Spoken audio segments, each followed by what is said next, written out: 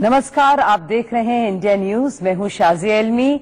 आप मुझे एक नए अवतार में देख रहे हैं, लेकिन दरअसल ये मेरा पुराना और ओरिजिनल अवतार है।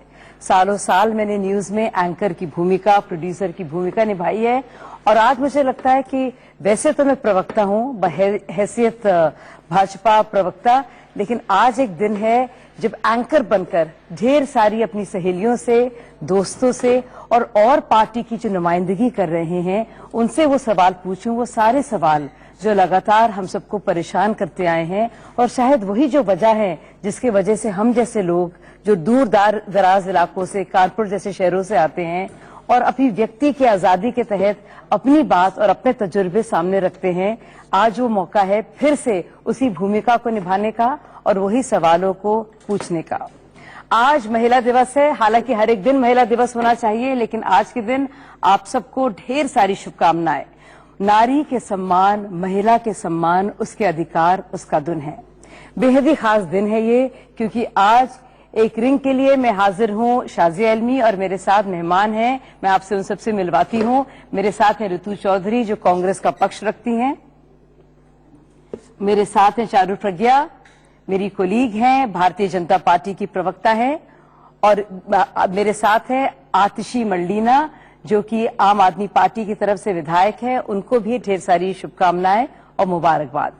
अपने खास मेहमानों से तफसील में और देर में बात करूंगी। आइए देखते हैं क्या कुछ हो रहा है महिला दिवस के इस मौके पर। महिलाओं को नई शक्ति मिली है।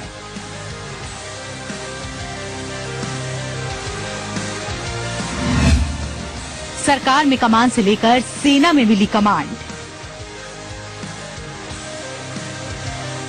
देश के विकास में आधी आबादी की भागीदारी कितनी अहम है, पीएम मोदी बखूबी जानते हैं।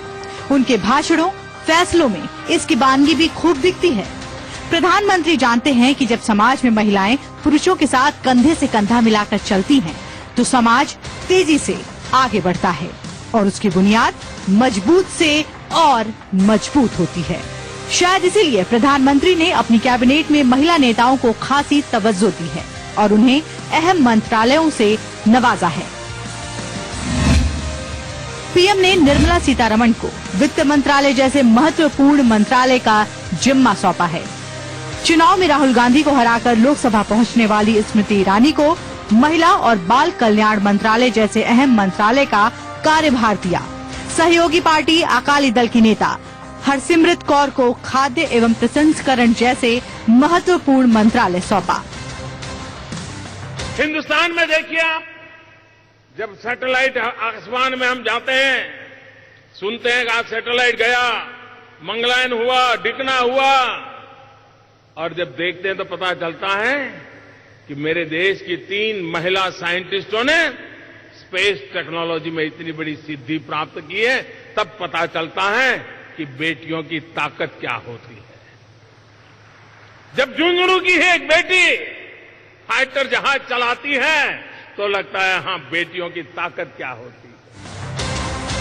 महिला नेतृत्व की खूबियों को समझने वाले पीएम मोदी ने 2014 में जब से केंद्र की बागडोर संभाली है, उनकी सरकार महिलाओं को ध्यान में रखकर उनके सशक्तिकरण के लिए ताबड़तोड़ फैसले ले रही है। देश में गिरते लिंगानुपात के प्रति लोगों को जागरूक करने के लिए मोदी सरकार ने बेटी बचाओ बेटी पढ़ाओ जैसे अहम योजना लॉन्च की। गरीब महिलाओं को खाना बनाते समय धुएं से आजादी दिलाने के लिए मोदी सरकार ने प्रधानमंत्री उज्ज्वला योजना शुरू की। इसके अलावा महिला सशक्तिकरण के लिए केंद्र सरकार सबला योजना, कस्तूरबा गांधी बालिका विद्यालय योजना, स्वाधार घर योजना जैसे कई प्रोग्राम चला रही है। ओलंपिक में जब गोल्ड मेडल लेकर के कोई आते हैं, मेडल लेकर के आते हैं और पता चलता है कि लाने वाली बेटियां हैं, तो पूरा देश का सीना गर्व से भर जाता है कि हमारी बेटियां दुनिया में नाम रोशन कर रही है। जितने बेटा पलेंगे उतनी ही बेटियां पलेगी। बेटा बेटी दोनों एक समान, इस भाव को लेकर के अगर चलेंगे तो जब 4, 5, 6 पीढ़ी में बुरा हुआ है, वो शायद हम 2 या 3 पीढ़ी में ठीक कर सकते हैं। बड़े बड़े फैसले लेकर लंबे समय से चले आ रहे विवादों को बखूबी सुलझाने वाली मोदी सरकार में ही सेना में कमांड पोस्ट पर भी फैसले आए। कमांड पोस्ट का मतलब सैन्य टुकड़ी की कमान संभालना और उसकी अगुवाई करना होता है। इस फैसले के बाद महिला सैन्य अधिकारियों में खुशी देखते ही बनती थी।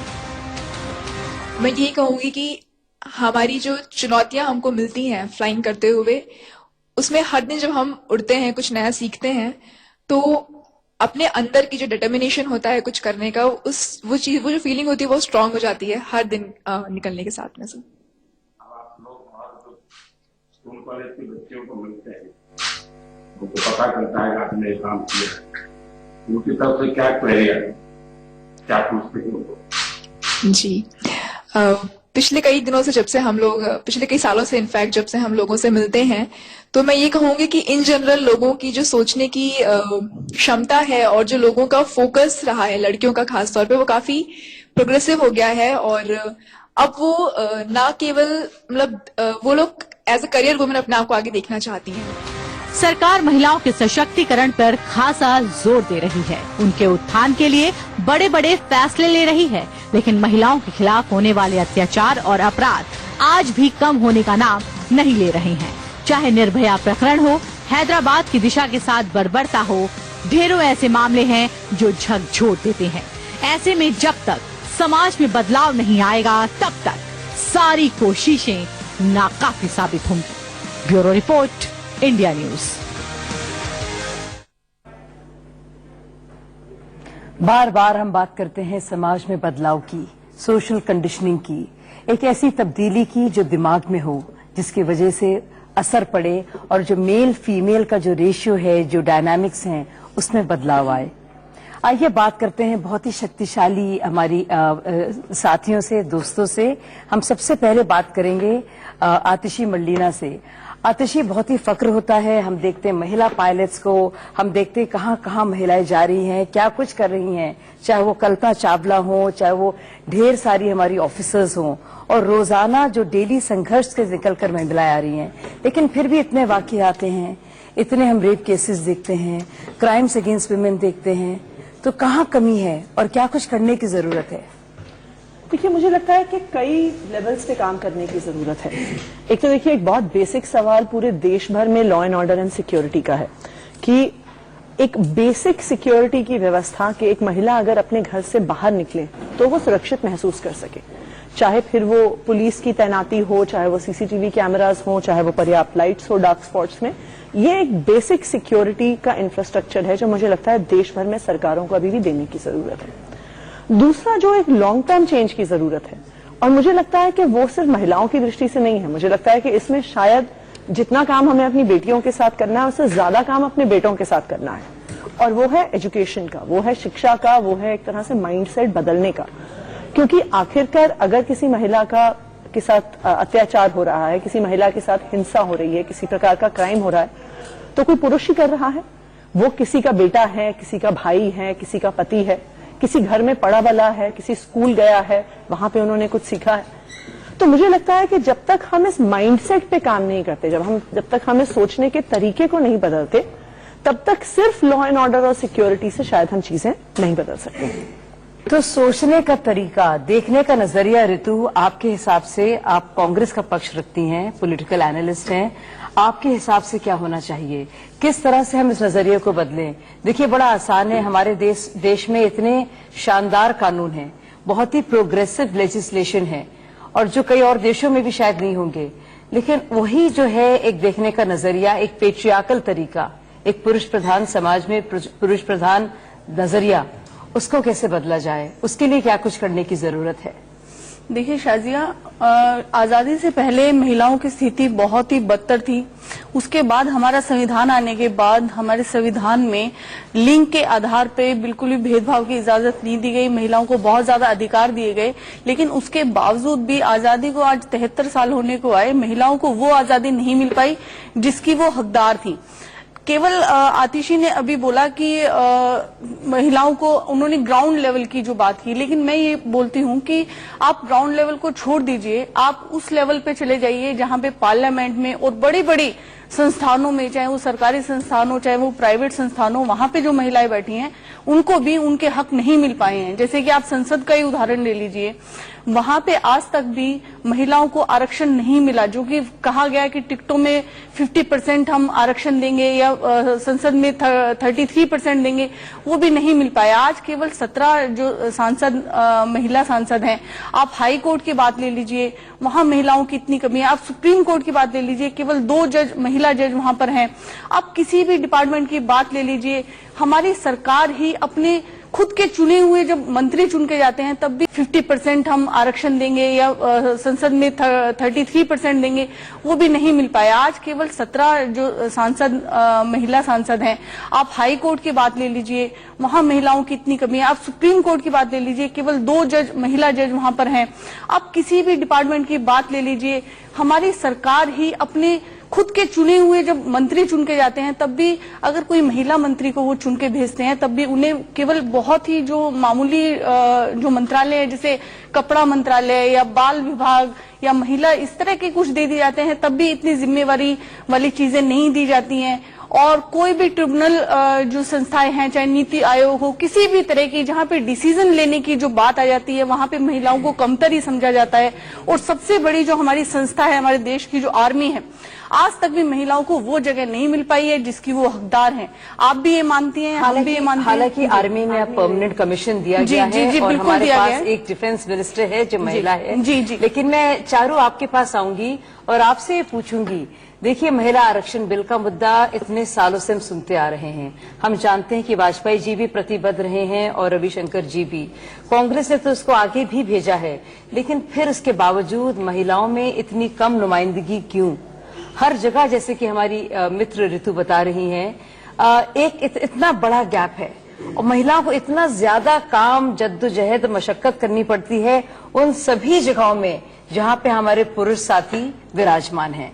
चारू, पॉलिसी के तौर पर, सरकार के तौर पर क्या कुछ और करने की जरूरत है? आप बिल्कुल ठीक बोल रही हैं शाजिया जी। जब हम हमारा सेटअप सिस्टम देखते हैं, चाहे वो गवर्नेंस में हो, चाहे वो बिजनेस की दुनिया में हो या वो और कोई ब्यूरोक्रेसी की दुनिया में हो, महिलाएं हमारी सोसाइटी में आगे जिस नंबर में बढ़नी चाहिए वो कभी कभी नहीं बढ़ पाती है। और उसका रीजन ये है कि ट्रेडिशनली इंडियंस की सोसाइटी बहुत ही पैट्रियार्कल रही है। उसके बाद हमारे ऊपर घर संभालने का, बच्चों को बड़े करने का जिस तरीके से प्रेशर रहता है वो कभी पुरुषों पर नहीं रहता, और कभी कभी इन वजहों से वो अपने आप को रोक भी लेती है और वो ये सोचती है कि थोड़ा धीमी गति से वो आगे चलेगी। लेकिन ऐसा नहीं है। हमारे भारतीय जनता पार्टी के 2019 के मैनिफेस्टो में वुमेन रिजर्वेशन बिल की बात करी गई है और अब सबको मालूम है कि जो जो मैनिफेस्टो में कहा गया है, लिखा गया है, हमारे प्रधानमंत्री जी उस एक एक वादे को पूरा करते जा रहे हैं। वो चाहे राम मंदिर का मसला था या 370 का मसला था, ट्रिपल तलाक के लिए एक लॉ लाने का, एक कानून बनाने का मसला था, तो जिन जिन बातों को कहा गया है उनको एक मुद्दे की तरह हमारी पार्टी की तरफ से उठाया गया है, उसको पूरा भी कर दिया गया है। वुमेन्स रिजर्वेशन बिल के रुकने का बहुत बार वजह ये हो जाता है कि टेक्निकल इश्यूज अटक जाते हैं कि ऑलरेडी एग्जिस्टिंग 1/3 रिजर्वेशन में एडजस्ट किया जाएगा या उसके अन्यथा और रिजर्वेशन किया जाएगा। तो सिर्फ इन टेक्निकल इश्यूज की वजह से डिले है, लेकिन डिले का मतलब ये नहीं है कि वो ऑन द कार्ड्स नहीं है। और ये हमारी अपील आरजेडी जैसी पार्टीज और सपा जैसी पार्टी से भी रहेगी कि अगली बार वो उसकी मुखालफत ना करें, क्योंकि लगातार 20 साल से वो उसकी मुखालफत कर भी रहे हैं। मैं अब बात करूंगी आतिशी से। आतिशी, आप देखिए अपने आप को और इतनी सक्षम है आप, लेकिन आपको भी मंत्री, मैं एक डिस्टर्ब आपको करूंगी क्योंकि नहीं, मैं आरक्षण बिल पे बात उसके बारे में बात मुझे लगता है कि उस पर एक बारी बात थोड़ी और पूरी कर ली जाए, क्योंकि महिला आरक्षण बिल पे मुझे लगता है कि सिर्फ एक पार्टी से सवाल नहीं है, शायद सभी पार्टियों से सवाल है, कांग्रेस और बीजेपी, क्योंकि दोनों की प्रवक्ता यहाँ पे हैं। देखिए, महिला आरक्षण बिल कोई आज की बात नहीं है, वो पिछले कोई 1 आध साल की भी बात नहीं है। और बीजेपी की सरकार रही है पिछले 5 साल, उससे पहले 10 साल कांग्रेस की सरकार रही है। तो ये कहना कि सिर्फ तकनीकी कारणों से महिला आरक्षण बिल पास नहीं हुआ, एक ऐसी सरकार द्वारा जिनके बारे में आपने अभी कहा कि बहुत बड़े बड़े डिसीजंस लिए गए हैं, चाहे 370 को लेके हो, चाहे राम मंदिर को लेके हो, तो ऐसा क्यों है कि 370 को लेके धारा 370 को सारी तकनीकी दिक्कतों को पार करके एक डिसाइसिव डिसीजन लिया जा सकता है प्रधानमंत्री जी द्वारा। तो केंद्र सरकार को इस बात का भी उत्तर तो देना पड़ेगा कि फिर ऐसा डिसाइसिव निर्णय महिला आरक्षण बिल को लेके क्यों नहीं लिया जा सकता। क्या ऐसी जरूरत है? क्या 370 की ज्यादा चारू का जवाब, आपका सवाल हो गया, चारू अपना जवाब। धन्यवाद। मैं एक बात इसमें ऐड करना चाहती हूँ और मुझे बहुत खुशी है आतिशी जी के लिए ये इतना बड़ा मुद्दा है। मैं आतिशी जी को पब्लिक फोरम से एक बार मुबारकबाद भी देना चाहती हूँ। वो आम आदमी पार्टी की तरफ से जीतकर विधायक बनकर आई हैं और उसके बाद मैं पहली बार आज उन्हें मिल रही हूँ। लेकिन मेरा प्रश्न उनके पार्टी के चीफ और उनकी पार्टी से भी है। देखिए, हमसे प्रश्न आपके पूरे कैबिनेट में सिंबॉलिक जरिए के लिए भी एक भी महिला को जगह नहीं दी गई। आप छोड़िए इक्वल पोजीशनिंग, सिंबॉलिकली आप एक महिला को भी जगह नहीं दे पाए। सवाल का दूसरा ऐसा तो नहीं हो सकता कि आपकी पूरी पार्टी में एक भी महिला ना हो जो डिजर्विंग नहीं थी। सीएम केजरीवाल जी, मेरा आपसे भी प्रश्न है, आतिशी जी इतने काबिल हैं, इनको अपने कैबिनेट में इंक्लूड करिए प्लीज। चारू जी, किसी को भी नहीं किया आपने। चारू जी, वैसे मैं इस बात को यहाँ पे रोकूंगी। देखिए, आज मैं एंकर हूँ, आप लोग को बात माननी पड़ेगी और मैं मनवा के छोड़ूंगी। मैं कहूंगी रविशंकर प्रसाद जी का एक पत्र रहा है जो उन्होंने ट्रिपल तलाक के वक्त में लिखा, जिसमें उन्होंने द न्यू डील की बात की है, जिसमें उन्होंने आरक्षण बिल से लेकर ट्रिपल तलाक के लिए इसको पत्र को लिखा है कांग्रेस पार्टी के लिए और कहा है कि इन सब तीनों पर हम लोगों को मिलकर और सारी पार्टियों को मिलकर इस पर काम करना चाहिए। चारू जी, आपके हिसाब से सवाल मैं फिर से पूछूंगी, लेकिन आतिशी मैं ये पूछने जा रही थी आपसे कि क्यों ऐसा है कि एक भी आम आदमी पार्टी से उम्मीद थी, ये पार्टी विद अ डिफरेंस थी, ये ट्रांसफॉर्मेशन और परिवर्तन की बात करती थी, आखिरकार क्यों आपकी जैसी महिला को मंत्रिमंडल में कैबिनेट में जगह नहीं मिली? और भी कितनी अच्छी बढ़िया हमारी विधायक हैं आम आदमी पार्टी से, क्यों इनको मौका नहीं दिया गया? क्यों आप लोग ने अंदर से लड़ाई नहीं लड़ी? और ऐसा नहीं, मैं औरों से नहीं पूछूंगी, उनसे भी यही सवाल पूछूंगी। इंतजार नहीं, बिल्कुल। देखिए, ये बहुत आपका जायज सवाल है और कैबिनेट में फाइनली कौन जाता है, कैबिनेट का वो एक तरह से मुख्यमंत्री का निर्णय होता है। और अगर आप हमारे कैबिनेट को देखिए तो हमारे 7 मंत्री जिनके काम के दम पर आम आदमी पार्टी अपना चुनाव जीत के आई, तो मुख्यमंत्री का निर्णय था कि उन 7 मंत्रियों को कंटिन्यू किया जाए क्योंकि उनके काम को मैंडेट एक महिला नहीं। लेकिन मेरा ये सवाल, मैं इस बात से सरप्राइज्ड हूं कि चारू जी, और आपने मुझसे काउंटर सवाल पूछा, उसका जवाब भी मैंने दिया, लेकिन अब पूछूंगी चारू जी से। अब आप भी इस सवाल का जवाब दे दीजिए कि पिछले 5 सालों से ऐसा कैसे, मोदी जी अभी तो प्रधानमंत्री बने नहीं है, ऐसा कैसे है कि आप बात कर रही हैं महिला आरक्षण की, आपके मैनिफेस्टो में है, इस बार भी है, पिछली बार भी था, लेकिन फिर भी पिछले 5 साल में नहीं हुआ। अभी तक इतने बड़े बड़े निर्णय हो गए केंद्र सरकार द्वारा, लेकिन महिला आरक्षण बिल पर टेक्निकलिटी है, आ रही है, जो काम मुझे करना है वो आप ना कीजिए। चारू जी, इसका जवाब दीजिए। जैसे कि मैंने भी कहा, रविशंकर प्रसाद जी का वो पत्र है जिसमें उन्होंने the new deal for women की बात की है और मुझे लगता है वो ट्रिपल तलाक को लेकर इतनी मुखालफत की कि इस बात को लेकर आगे नहीं बढ़ा गया, लेकिन उन तीनों सवाल को, इन तीनों बिल्स को लेकर उन्होंने बाकायदा एक पत्र लिखा है जो पब्लिक डोमेन में है। खैर, अपनी बात को आप रखिए चारू। शाज़िया जी, देखिए, हमारे जो लॉ मिनिस्टर हैं वो जिस तरीके से, जितनी सरलता से अपनी बात समझाते हैं, उसमें से कुछ इश्यूज मैं पिक करके बताती हूँ। जहां तक महिला सशक्तिकरण की बात आती है, हमारी सरकार के आने के बाद ही मैटरनिटी बेनिफिट्स वर्किंग वुमेन के लिए बढ़ा दिए गए। हमारी सरकार के आने के बाद ही इस तरीके से आर्मी में परमानेंट कमीशंस महिलाओं के लिए जारी करे गए। आज की तारीख में एक बेटी को अपने पिताजी की, अपने दादा की प्रॉपर्टी में इक्वल हिस्सा लेने का हक है, जो पहले नहीं था। ट्रिपल तलाक बिल, जैसा कि आप बोल रही हैं, ट्रिपल तलाक बिल को लाया गया। उसके बाद 370-35A में भी एक बहुत बड़ा हिस्सा था जहां से मुझे बार बार ये लगता था कि महिलाओं के बारे में सोचा नहीं जा रहा, जो कश्मीर में रहती है महिला, उनके राइट्स के बारे में सोचा नहीं जा रहा, ये भी करा गया। तो जब हम आज बात करते हैं रिजर्वेशन बिल की, वो जरूर है, लेकिन मैं आपको एक बात बता दूं, भारतीय जनता पार्टी एकमात्र पार्टी है पूरे देश में जिसमें इंटरनल रिजर्वेशन है महिलाओं के लिए। हमारी पार्टी के जितने पद हैं, और हमारी पार्टी विश्व की सबसे बड़ी पार्टी है, कोई छोटी सी पार्टी नहीं है जिसमें थोड़े से सदस्य हो। हमारी वो पार्टी है जिसके 17 करोड़ सदस्य हैं। अगर आप भी हमारे रिजर्वेशन के बावजूद आप वो रिजर्वेशन पार्टी के अंदर हाँ जी, चारू top जी करके दिखाया है। चारू जी, First अगर full-time finance चारू जी minister जो महिला है, हमारी चारू जी पार्टी की है। अगर आप First अपनी पार्टी के full-time अंदर लेके आ defense सकते minister हैं महिला रही तो है, हमारी रक्षा संसद में क्यों नहीं लेके आ मंत्री, वो हमारी सकते? पार्टी से है। तो मुझे ऐसा लगता है कि आज की तारीख में भारतीय जनता पार्टी वो पार्टी है जिसने प्रूव किया है कि वो महिलाओं के साथ खड़ी है, सिर्फ साथ ही नहीं अपने साथी महिलाओं को आगे करती है। तो चारू जी अगर क्योंकि पार्टी के कांग्रेस अंदर पार्टी लेके आ से सकती हैं तो क्योंकि फिर एक मिनट आतिशी, पार्लियामेंट क्योंकि में क्यों कांग्रेस पार्टी से आपका एक तरह से रिश्ता है या झुकाव है उसकी तरफ, मैं आपसे पूछूंगी पंचायती राज कानून जो रहा है उसके लिए मैं पूरी तरह से श्रेय दूंगी आपकी पार्टी को, और वाकई में उसमें बहुत कुछ बढ़िया काम रहा। जब भी महिला आरक्षण कानून की बात आई, चाहे, और मैंने उसको फॉलो किया है 20 साल तक मैंने, क्योंकि मैं पत्रकार बहुत सालों से रही हूँ, मेरे ख्याल से राजनीति में बहुत कम टाइम के लिए मैं रही हूँ, तो आप ही के एलाइज ने लगातार इसकी मुखालफत की है। प्राइवेट मेंबर्स बिल के तौर पर भी जब ये एनडीए के एक एमपी के थ्रू आया और जब वाजपेयी जी भी लेकर आए तो उन्होंने किया। और दूसरा बड़ा सवाल मुझे आपसे ये है कि एक बहुत पुराना एक बिल रहा है जिसने सच में देश को झकझोर दिया था, जिसकी वजह से राजनीति हिल सी गई थी, वो था शाह बानो का केस। और उस शाह बानो केस में एक बूढ़ी ज़ईफ महिला जो अपनी मेंटेनेंस की बात कर रही थी, जो 200 रुपए कम महीने की बात कर रही थी, उसको जो सुप्रीम कोर्ट के जजमेंट के बावजूद एक ऑर्डिनेंस लाकर उसको पलटा गया।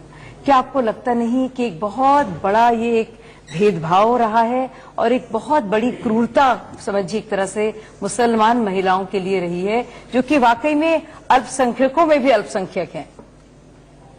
देखिए, मुसलमान महिलाओं के लिए सबसे ज्यादा जो पार्टी उनकी खिलाफत करके निकल के आई है वो आई है भारतीय जनता पार्टी।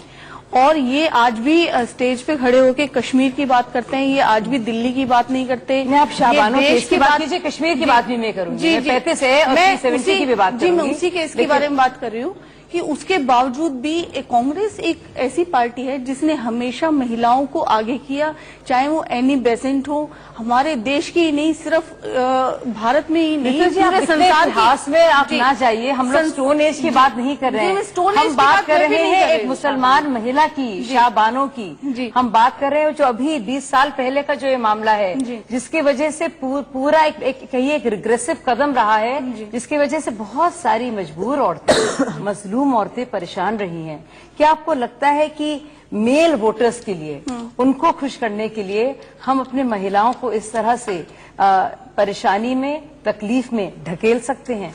जी, देखिए, वो सुप्रीम कोर्ट का फैसला था, वो एक अलग, उस समय के हालात अलग थे, उस समय की चीजें जो है अलग थी। हम आज महिला दिवस के बारे में बात कर रहे हैं तो महिलाओं के बारे में ही मैं बताना चाह रही हूँ कि एक कांग्रेस पार्टी है जिसने सबसे ज्यादा जो महिलाओं को आगे बढ़ाया है, चाहे वो इंदिरा गांधी है, उन्होंने सिर्फ हमारे देश का ही नहीं, पूरे मतलब संसार में हमारे देश का नाम रोशन किया। एनी बेसेंट थी, वो कांग्रेस पार्टी की फाउंडर मेंबर थी। जैसे सरोजिनी नायडू थी, बहुत सारी औरतें थी, हमारी बहुत सारी सबऑल्टर्न, अगर आप पढ़ेंगे हिस्ट्री तो उसमें बहुत सारी हमारी दलित महिलाएं रही हैं, मुसलमान महिलाएं रही हैं जो बाकायदा आजादी की लड़ाई का हिस्सा रही हैं, और चाहे हमारी रानी झांसी को देखिए, और इसमें बहुत सारे एग्जाम्पल्स हैं। अब बात करते हैं महिला की सुरक्षा को लेकर और क्या कुछ उसमें हो रहा है। रोज आना हम लोग इंतजार करते हैं और एक फैसला जो रुका हुआ है, एक ऐसी चीज, एक ऐसी झकझोरने वाली, दिल को परेशान करने वाली एक ऐसी घटना हुई, उसका हिस्सा मैं भी थी, हम लोग सड़कों पर थे। हम बात कर रहे हैं निर्भया की। निर्भया के साथ बर्बरता एक ऐसी वारदात है जिसने सबका सर शर्म से झुका दिया था।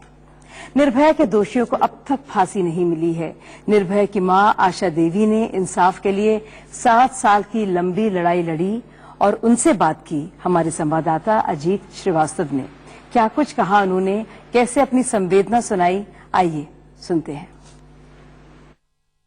हमारे साथ बातचीत करने के लिए निर्भया की मां आशा देवी जी। सबसे बड़ी बात, जिस तरह से बात करें हम महिला दिवस के अवसर पर, क्या कुछ कहना चाहेंगी आप देश के लिए? सबसे पहले मैं इस महिला दिवस पर अपनी सभी बहनों और देश के सभी अपनी प्यारी बच्चियों को अपनी शुभकामनाएं देती हूं और भगवान से प्रार्थना करती हूं कि वो अपने लाइफ में आगे बढ़ें और हमेशा खुश रहें। खुश रहें, लेकिन पीएम साहब ने अपना सारा अकाउंट महिलाओं को दे दिया कि चलिए ठीक है, समर्पित कर दिया उन्होंने। तो महिलाओं के लिए समर्पण की भावना पीएम के साथ साथ और किसकी किसकी होनी चाहिए जो महिलाओं के बारे में समझ सके, क्या कुछ कहेंगी आप? देखिए, मैं प्रधानमंत्री जी को बहुत बहुत धन्यवाद देती हूँ कि उन्होंने महिला दिवस पे एक मौका दिया महिलाओं को अपनी बात रखने के लिए। तो मुझे लगता है कि अब और किसी को कुछ कहने की जरूरत नहीं है।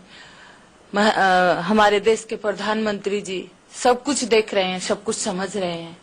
तो मुझे नहीं लगता है कि हमें और किसी से कहने की जरूरत है, क्योंकि वो देश के प्रधानमंत्री हैं। लेकिन मैं निर्भया की माँ आपसे रिक्वेस्ट करना चाहती हूँ। मुझे ट्विटर या इंटरनेट नहीं जानती मैं, लेकिन मैं इस चैनल के माध्यम से मैं भी अपनी बात आप तक पहुंचाना चाहती हूँ कि जो 2012 में घटना हुई थी निर्भया के साथ, निर्भया इस दुनिया से चली गई, लेकिन एक समाज में एक संदेश छोड़ के गई।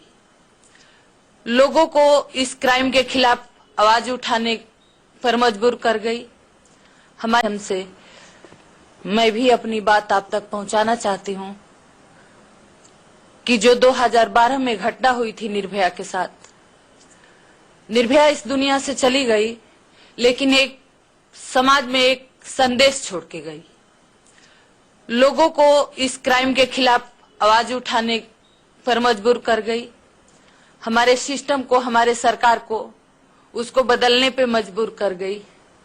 लेकिन और मुझे भी उसके तकलीफ ने प्रेरणा दिया कि नहीं, हमें इस क्राइम के खिलाफ आवाज उठानी चाहिए। लेकिन कहीं ना कहीं अभी हम आप सब लोग पीछे हैं। जो महिलाएं आज भी सुरक्षित नहीं है, निर्भया को आज भी इंसाफ नहीं मिला है। तो मैं आपसे हाथ जोड़ के रिक्वेस्ट करना चाहती हूँ कि जो 20 मार्च की तारीख है वो फाइनल हो और 20 मार्च को निर्भया के चारों दोषियों को फांसी हो, निर्भया को इंसाफ मिले, देश के बच्चियों को इंसाफ मिले और समाज में एक संदेश जाए। आखिरकार 20 तारीख को इंसाफ मिलेगा, शायद कुछ क्लोजर मिले, शायद कुछ सुकून मिले निर्भया की मां को भी और ऐसे ढेर सारे परिवारों को भी जो लगातार मुंतजिर थे इंसाफ के। ये इंतजार बहुत लंबा रहा, मैं मानती हूँ, और बहुत देर से आया और इसीलिए पूरा इंतजार बहुत ही तकलीफ दे रहा है। क्यों ऐसी वारदातें बार बार होती हैं? क्यों हम बार बार पढ़ते हैं कि हर 4 सेकंड में भारत में कहीं एक रेप होता है? क्यों हमारी महिलाएं इस तरह से प्रतीत होती हैं मर्दों को कि उनको किसी भी तरह से प्रे और प्रेडेटर के तौर पर एक शिकारी की तरह से शिकार माना जाता है? ऐसी क्या चीज है हमारी मानसिकता में? मैं बाकायदा निर्भया की मां से भी मिली। मैंने उस जगह से एक बार चुनाव भी लड़ा जहां पे ये वाकया हुआ था और मैं मिलने भी गई राम सिंह और मुकेश सिंह के परिवारों से। उन घरों में मैं गई, मैं जानना चाहती थी कौन है ये पुरुष, कैसे परिवार है इनके, कैसे रहते हैं ये लोग, क्या कुछ है इनके दिमाग में जो इस तरह की बर्बरता कर सकते हैं बच्चियों के साथ, हमारी एक बहन के साथ। उस पर समझना और उसके डेप्थ में जाना, गहराई में जाना ज्यादा जरूरी है। ऐसे मामलों को समझना और उसे पब्लिक डिस्कोर्स में लाना ज्यादा जरूरी है, बजाय ये कि हमारी एक बात को लेकर राजनीति करें। चारू, मैं आपसे सबसे पहले जानना चाहूंगी ऐसा क्या है हमारी मानसिकता में? हमारे आप पॉपुलर सिनेमा देखिए, आप हमारे गीत देखिए, हमारे आइटम सॉन्ग देखिए, इतना ऑब्जेक्टिफिकेशन है।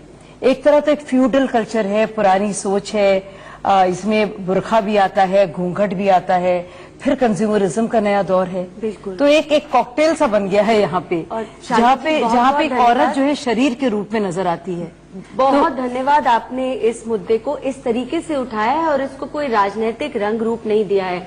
आशा देवी जी के बारे में मैं बहुत कुछ कह सकती हूँ। इनफैक्ट जब भी मैं उनको टीवी स्क्रीन पे देखती हूँ मुझे रोना आता है। और निर्भया की मैं जब जब कहानी याद करती हूँ, अनफॉर्चुनेटली बार बार याद करती हूँ, क्योंकि जिस भी दिन कोर्ट में तारीख लगी होती है और उस बच्ची को फिर इंसाफ नहीं मिलता, हम सबको चोट पहुंचती है। लेकिन उसके आगे बढ़ते हुए मुझे कुछ ऐसा लगता है कि एक सबसे बड़ी मानसिकता जो हम सबको मिलके बदलनी है, across party lines, across professions, वो ये है कि हम लड़की में गलती क्यों ढूंढते हैं। हम ये क्यों बोलते हैं ये वहां क्यों गई, ये इतने बजे क्यों गई, इसने क्या पहना था, ये किसके साथ थी। हम इन सब चीजों के ऊपर उठ के ये क्यों नहीं कह सकते जो हुआ उसके साथ गलत हुआ और उसके बाद एक पूर्ण विराम लगा दे। लेकिन परंतु हम क्यों बोलते हैं, ये हमको रोकना पड़ेगा। ऑब्जेक्टिफिकेशन का तो ऐसा जमाना है कि हमारी लड़कियां नेगेटिव बॉडी इमेज से कॉन्स्टेंटली स्ट्रगल करती हैं। मुझे लगता है यहाँ मेरी सारी को पैनलिस्ट इस बात से अग्री करेंगी।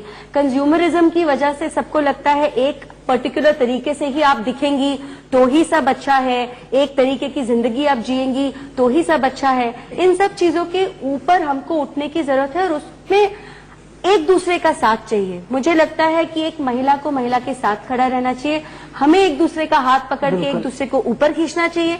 बार बार हम बात करते हैं कि पुरुष इस दुनिया में क्या करते हैं, क्या कर सकते हैं हमारे लिए, और मैं मानती हूँ उनकी भूमिका बहुत अहम है, लेकिन उतनी ही अहम हमारी आपस में भूमिका भी है कि अगर एक बहू काम पर जाना चाहती है तो उनकी सास उनका साथ दे। अगर एक बेटी डॉक्टर इंजीनियर के आगे बढ़कर कुछ नई चीज पढ़ना चाहती है, उनकी माँ उनका साथ दे। ऋतु, आप क्या कहेंगे, घरों के अंदर जो सबसे पहली एक जगह होती है कंडीशनिंग की, जहाँ से विचार बनते हैं, मानसिकता डेवलप होती है, वहां पे क्या करने की जरूरत है? उसके बाद स्कूलों में, कॉलेजों में, जो पब्लिक स्पेसेस हैं, वहां पे क्या कुछ सीखने की, सिखाने की, समझने की, समझाने की जरूरत है, जिसकी वजह से हम समझें कि जो महिला है, जो हमारी बच्ची है या हमारी बहन है या हम खुद है, वो एक साथी है, एक संगिनी है और वो सिर्फ एक शरीर नहीं है। मैं शाजिया चारू की बात से बिल्कुल सहमत हूँ कि महिलाओं को एक ऑब्जेक्ट के तौर पे देखा जा रहा है, चाहे वो सिनेमा हो, टीवी हो, किसी भी मीडिया में किसी भी प्रकार से महिलाओं को इस तरह से पेश किया जाता है। लेकिन मैं एक बात और चारू से कहना चाहूंगी कि ये पुरुषवादी मानसिकता जो है, ये कहीं ना कहीं आपकी पार्टी का भी एक हिस्सा बन चुकी है। आपको शायद याद हो कि जब महिला हिंदू कोड बिल आया था, तब सबसे ज्यादा जो खिलाफत करने वाले थे वो आरएसएस के लोग ही थे, हिंदूवादी संगठन ही थे जिन्होंने इसकी खिलाफत की थी।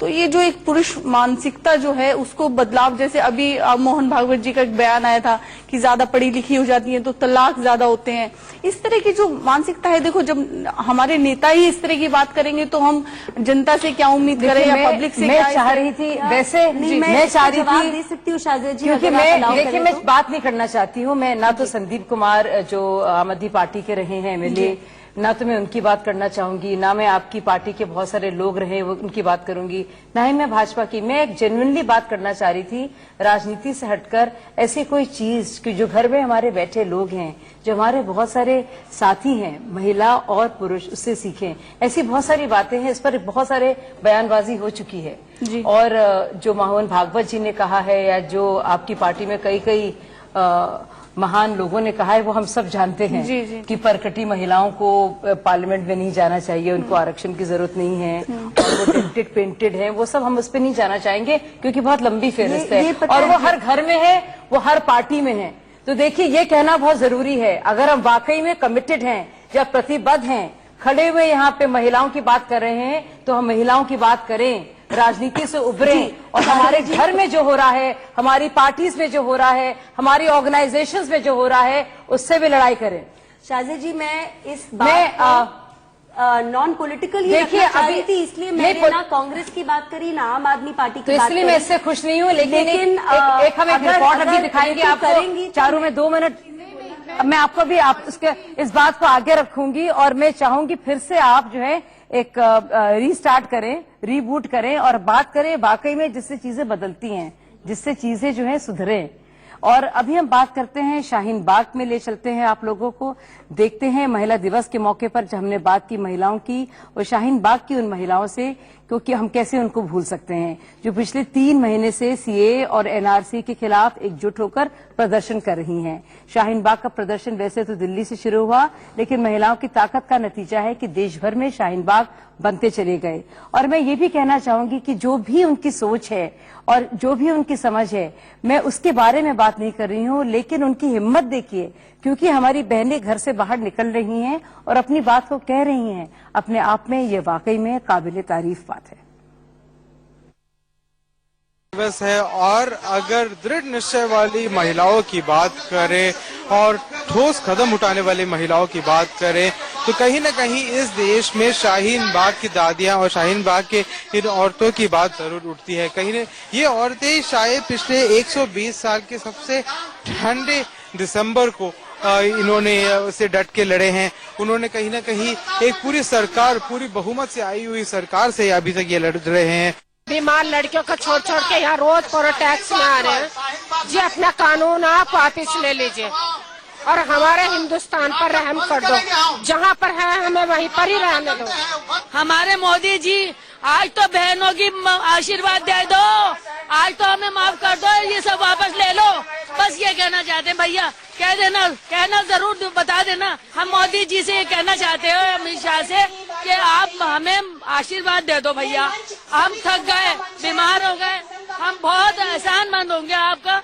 आज हमारे ये एनआरसी सब वापस ले लो। तो एक तरीके से काफी इंस्पिरेशन बन चुके हैं यहाँ की जितनी भी महिलाएं हैं और यहाँ की जो इनकी जो प्रोटेस्ट है, जो विमेन लेड प्रोटेस्ट जिसे कहते हैं, एक पूरे देश को कहीं न कहीं इन्होंने उठकर अपनी आवाज सुनाई है। तो इतने बड़े एक इंस्पिरेशन और इतनी ब्रेव औरतों को कहीं न कहीं अंतर्राष्ट्रीय महिला दिवस पे इनकी इस प्रोटेस्ट का और इनकी जो ये बलिदान इन्होंने दिया है, इसका कहीं न कहीं हमें सराहना जरूर करना चाहिए। कैमरा पर्सन पवन के साथ मैं आदित्य नायर, इंडिया न्यूज दिल्ली। बिल्कुल, हमारे संवाददाता सही बात कह रहे हैं। इन महिलाओं का जो बाहर निकल के आ रही हैं, अपनी बात को रख रही हैं, जो कभी निकली नहीं है घर से बाहर, अपने आप में ये काबिले तारीफ बात है और इन सब महिलाओं को भी हमारा सलाम। मैं आतिशी से पूछती हूँ और अपनी चर्चा को जारी रखती हूँ। आतिशी, हमारे घरों के अंदर जो एक्सेस होता है महिलाओं का और पुरुषों का, बेटियों का और बेटों का बाहर जाने का, घूमने फिरने का, चाहे स्कूल्स हो, कोचिंग सेंटर्स हो, चाहे पब्लिक ट्रांसपोर्ट हो, चाहे एक्सेस हो, जनरल एक्सेस जो होता है, घर के अंदर जो माहौल होता है, उसको कैसे बदला जा सकता है? कैसे हर एक माँ और एक पिता समझे और एक तरह से रीबूट करे अपने सिस्टम को कि भाई हम लोग जिस तरह से घरों में परवरिश कर रहे हैं, उससे एक बहुत नेगेटिव इन्फ्लुएंस हो रहा है और जो मेल फीमेल, जो पुरुषों और महिलाओं के बीच की जो डायनामिक है, वो बहुत ही ज्यादा नेगेटिव हो रही है, नकारात्मक हो रही है। अच्छी, जो शाजिया आपने बात कही, ये जो इनइक्वालिटी है, ये तो बचपन से ही शायद लड़कियां देखती आती हैं कि अगर, और ये सिर्फ ऐसी बात नहीं है कि हम 20 साल 50 साल पहले की बात करते हैं। आज भी कुछ साल, 2 साल पहले के करीब मैं एक सरकारी स्कूल में, असेंबली में, गर्ल्स स्कूल में बच्चियों से बात कर रही थी और मैंने ऐसे ही उनसे ये सवाल पूछा कि आप में से किस किस के भाई प्राइवेट स्कूल में पढ़ते हैं? आप मानेंगी नहीं, 85% लड़कियां जो असेंबली में थी, उन्होंने अपने हाथ खड़ा किया कि हमारे भाई प्राइवेट स्कूल में पढ़ते हैं। इसका क्या मतलब है? इसका मतलब ये है कि अगर परिवार को एक बच्चे को प्राइवेट स्कूल में पढ़ाने के पैसे हों, और ऐसी धारणा नहीं है लोगों की कि प्राइवेट स्कूल सरकारी स्कूलों से बेहतर है, तो वो अपने बेटों को प्राइवेट स्कूल में भेजते हैं। बेटियों की शिक्षा जैसे तैसे हो जाए, इतना सोचते हैं। कई बच्चियां तो ये भी बताती हैं कि घर में अगर कोई एक अच्छी चीज खाने को आती है तो पहले भाई को मिलती है, अगर बच गई तो हो सकता है हमें मिलती। तो ये तो बिल्कुल ऐसे में लगातार ये ऐसा होता रहा है। गांव में भी देखते हैं कि अगर दूध होता है तो बहने को नहीं मिलता है, बेटे को दिया जाता है, वो दूध पीता है और वो स्कूल जाता है और बेटियों को प्रेफरेंस के सेकंड प्रेफरेंस दिया जाता है। मुझे लगता है कि मैं आप सब लोग से एक बहुत निजी सवाल पूछूंगी और मैं पूछना चाहूंगी आप सबसे, ऐसा कौन सा पल था आपकी अपनी जिंदगी में, बांटिए हमारे दर्शकों के साथ ताकि उनको लगे क्या कुछ आपने भी महसूस किया है जिसको बदलने के लिए, जिसकी एक आग से जो ज्वाला जो आपके अंदर जली है, जो आपको यहाँ तक खींच के लाई है, वो कौन सी मशाल है? तो मैं शुरू करूंगी। चारू, ऐसा कुछ क्या हुआ आपकी जिंदगी में? देखिए, हमारे दर्शक हमारे परिवार हैं, हमारे साथी हैं, उन्हें भी पता चले कि हम सब लोग भी कैसे पहुंचे हैं और कैसे एहसासात रहे हैं हमारी जिंदगी के। कितनी बार हम लोग खुद रोए हैं, पीड़ा से भी, व्याकुलता से भी और गुस्से से भी। ये ऐसा सवाल है शाजिया जी कि मुझे लगता है हम सब इस पे कितनी भी बातें करें कम है, क्योंकि जो मेरी कहानी है वो घर बैठ के इस समय अपने टीवी को देखने वाली मेरी बहन की कहानी से शायद बहुत अलग नहीं होगी या आप सबकी कहानियों से अलग नहीं होगी। पर मेरा बचपन बहुत प्रिविलेज था, मुझे ऐसा लगता है कि ऐसा कोई भेदभाव नहीं था कि मुझे कुछ ना मिला हो और मेरे भाई को मुझसे पहले मिला हो, बल्कि मैं तो ये मानती हूँ कि मेरे माता पिता ने मुझे भाई से ज्यादा ही प्यार दिया होगा हमेशा। लेकिन सबकी जिंदगी में एक टाइम आता है, एक मोड़ आता है, एक समय आता है जब उसको एक हमको धक्का लगता है और हम अपनी लाइफ को रीएनालाइज और रीस्ट्रक्चर बाहर की सोसाइटी में, कॉलेज में आपके कुछ तो अनुभव रहे और मेरे साथ ऐसा तब हुआ कि ये बात मैं बहुत पर्सनल बात है, मैंने कभी इसको पब्लिक प्लेटफॉर्म से बोला नहीं है, टेलीविजन से तो कभी भी नहीं बोला, लेकिन जिनको पता नहीं है मैं उनको ये बताना चाहती हूँ कि मैं एक माँ हूँ। तो हर चीज होने से पहले मैं एक बहुत प्यारे से बेटे की माँ हूँ और मैं एक सिंगल मदर हूँ। तो मेरी जिंदगी में जब ये समय आया, जब मुझे इस बात का डर लगा कि मैं अब जिंदगी अकेले कैसे जीऊंगी, मैं अपने बेटे को अकेले अब कैसे पालूंगी, और जो वो सोसाइटल स्टिग्मा का हम लोगों को डर रहता है, वो हम कहते हैं ना कि सब लड़कियों को रहने के लिए हम एक डब्बा बना देते हैं और उन 4 दीवारों में हम उसको सीमित रखना चाहते हैं, उन रूल्स में उसको डिफाइन करना चाहते हैं। तो मेरी जिंदगी में जब वो समय आया कि ये सब बिखर गया, तब मुझे लगता है कि मैंने पीसेस उठाए, वापस जोड़े, चलना शुरू किया। ढेर सारी शुभकामनाएं और सलाम। मेरे पास क्योंकि वक्त की कमी है, लेकिन चारू बहुत बहुत शुक्रिया, हम लोग प्रिविलेज हैं सुनकर, और आपके लिए और आपके बेटे के लिए ढेर सारी शुभकामनाएं हम सब की तरफ से। ऋतु, आपकी जिंदगी में ऐसे कौन से पल थे जिसमें तकलीफें रही हैं और जिसमें आपको लगा कि अब मैं आगे क्या करूं? शाजिया, मेरी जिंदगी में ऐसे बहुत से मौके आए तब जब मुझे ये लगा कि हाँ, मुझे लड़की होने की कीमत चुकानी पड़ेगी। लेकिन जो सबसे पहला जो मेरा एहसास था वो मेरे घर से जो है शुरू हुआ था कि मैंने अपने फादर को बोला था कि डैडी मुझे एलएलबी करनी है, मुझे बाहर जाना है पढ़ने के लिए। तो मेरे डैडी ने बोला कि हाँ, आप फर्स्ट आओगे 12th में तो आपको जाने दिया जाएगा। उसके बाद मैं फर्स्ट आई।